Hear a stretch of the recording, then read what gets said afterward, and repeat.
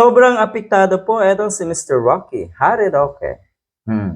Siya ata yung pinaka nagngangal-ngal ngayon dahil sa nangyayari nga na kuno ay pagsupil sa karapatan at kalayaan ng mga diehard, ng mga DDS. Talaga lang, meron pa kayong karapatan na dapat i-exercise. Mukhang dapat wala na. Kasi, Diyos ko naman, alam niyo naman siguro sa mga sarili niyo kayong mga diehard, alam niyo sa sarili niyo na kayo ay mga nagmamaang-maangan, na nagpapauto lang, pasakit sa bayan, at totoong sakit ng ating bansa, itong mga diehard. Promise. Sabi ni Roque, may utak sana at may dunong itong si Roque, pero tignan niyo naman po kung paano siya magsalita. Kung paano niya banatan si Trillanes, kung paano niya banatan ang oposisyon, kung paano niya banatan noon si Atty. Leni Robredo dahil sinusuportahan niya si Marcos Jr. At ngayon nga ay naging anti-Marcos na itong litsugas na ito. Buti hindi kayo nahihiya, Mr. Rocky. Talagang ganun po ba katapang? Grabe grabe katindi or katapang ang sikmura nyo sa mga ganitong sitwasyon. Talaga pong wala na kayong kahihiyan. Sabi niya kasi, eto daw na maisog rally na ito sa Dumaguete. Alam naman natin, talagang napapadalas ang pag-organisa ng peace rally at prayer rally na itong mga kampon ni Digong. Para saan ba yung rally nyo na yan? Para saan ba yung peace rally or prayer rally nyo na yan? Hindi po ba kayo talaga nahihiya? Parali-rally ang mga litsugas, Ito daw ay para ilabas ang kanilang hinaing laban sa gobyerno. Hinaing laban sa gobyerno. Yung dating kasamahan nyo, yung dating nasa unit team din, sila ngayon yung may mga hinaing, sila ngayon yung nilalabanan ang gobyerno ni Marcos Jr. Di ba nakakahiya? Di ba nakakatuwa yan? Sinusupil daw ang kalayaan nga ng mga diehard na magpahayag ng kanilang saloobin at magtipon-tipon para sa isang adhikain.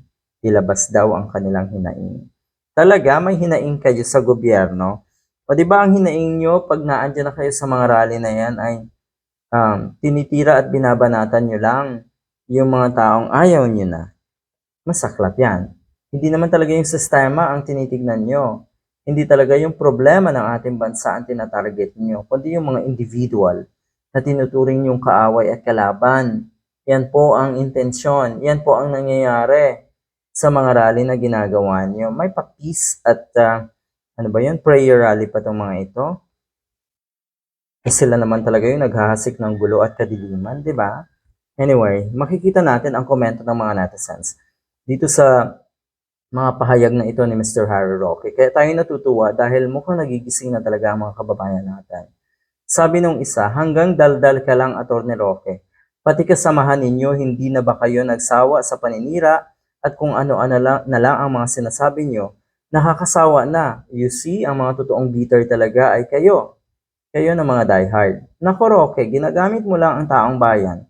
Pero ang purpose naman ng rally nyo ay manira. Siraan daw ang administrasyon. Atat na atat kasi daw at init na itong mga ito na si Sara Duterte ang maluklok. Okay? Mukhang talagang mas lalala pag ganun nga ang sitwasyon. Kaya mas gugustuhin ko personally na tapusin na itong si Marcos Jr. ang kanyang termino. Okay? Ginagamit lang daw ni Harry Roque na napagbalingan tuloy ng mga netizens. At dito sa kanyang video na ito, yun nga, napakarami pong negatibong komento at talagang tinitira at binabanatan siya. You see? Sinungaling ka, Atty. Roque. Kaya hindi kayo pinayagan kasi hindi naman prayer rally yan. Political event yan. Di mo talaga tinantanan ang nasa Malacanang daw. Political event, hindi talaga prayer rally. Ang ganda ng term nga naman na ginamit. Sana lang, yung prayer at peace rally na yan ay mga organic ang mga dumadalo. Pero hindi kasi, mga bayaran, hakot na mga uto-uto. Hakot na mga uto-uto, hakot na mga diehard, bayaran ng mga taong nagmamaang-maangan. Mahirap pala talagang kalabanin ang merong kapangyarihan, paano na ngayon? Wala na kayong kalayaan. Yun, you see? Ay nagkakamali nga talaga kayo ng kinakalaban dahil mukhang lagi kayong game sa mga ganitong klaseng labanan at ang kinakalaban nyo ngayon ay ang nasa pwesto. Ngayon alam nyo na.